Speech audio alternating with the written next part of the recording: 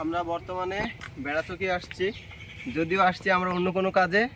হঠাৎ করেই বন্ধুর ছোট ভাইকে দেখতে পাইছি, তাদের বাগানে আসছি। এখন দেখি হয়তো আম নিব, আম খাবো। আমের কালার দেখেন, সবই আম, এগুলো পাকা, মাশাআল্লাহ অনেক সুন্দর। এগুলো সবই বাড়ি ফোর। কতটুকু জায়গা আছে তোমাদের এটা?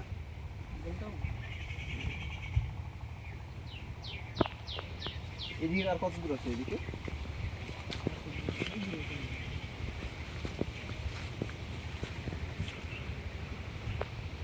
ওইদিকে দেখো আমগুলো, এই আমটার কালারটা দেখো, মারা পড়ি দিকে